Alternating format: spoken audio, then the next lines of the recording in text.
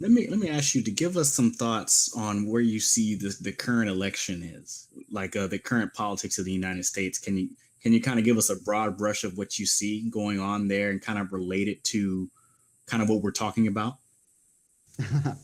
Yeah, I can. I mean, I'm not an American, so I follow it with, from a slight distance. I mean, I think Perfect. my perspective is that it's an atrocious situation for both parties, and hopefully it's the end of the two-party system because I think that most people are faced with no realistic alternative. I mean, I think that everyone else in the world has no problem calling Donald Trump a fascist. He is a fascist, but one who's too, frankly, stupid to understand what the word means. So, the idea that he would run a campaign based on racist and sexist demagoguery is totally sickening.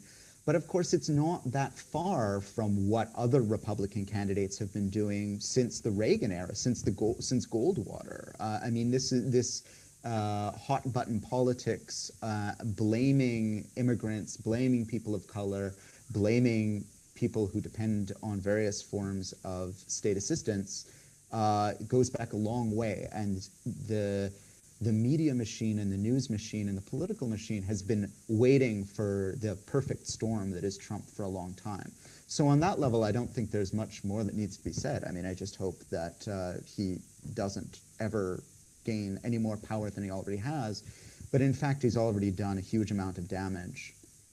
I think the much more damning thing, to be frank, is the Clinton campaign, which I think is offering us nothing more than a slightly worse version of business as usual as it existed under the Obama regime, which means more drone warfare, which means that debt will continue to pile up, that the working class, both white and non-white, their condition will get worse over the next 8 years or 4 years of her presidency, and that there'll be no meaningful action on climate change, and that in fact the world will become a much more dangerous place for everyone except the proverbial 1%.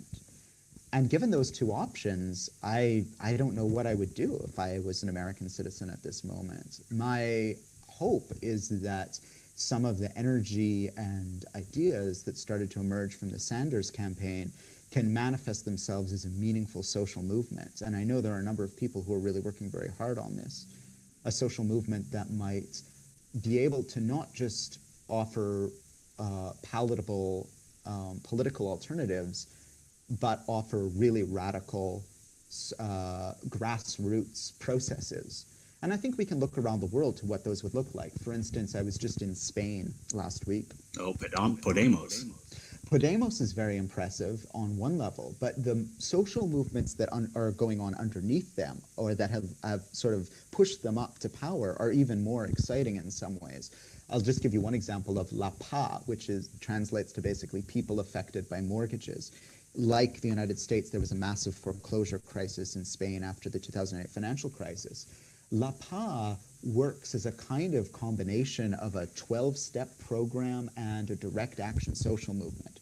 So they meet with people, they have community gatherings of people who've been evicted from their homes or are going to have their homes foreclosed.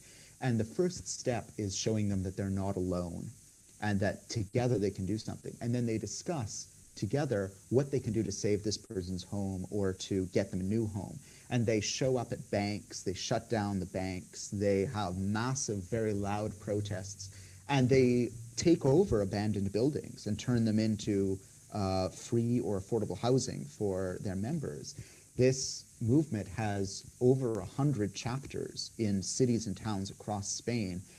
One of the key organizers of that movement last year became the mayor of Barcelona. A number of other people from that movement are on the city council of Madrid. So there's a real grassroots transformation going on.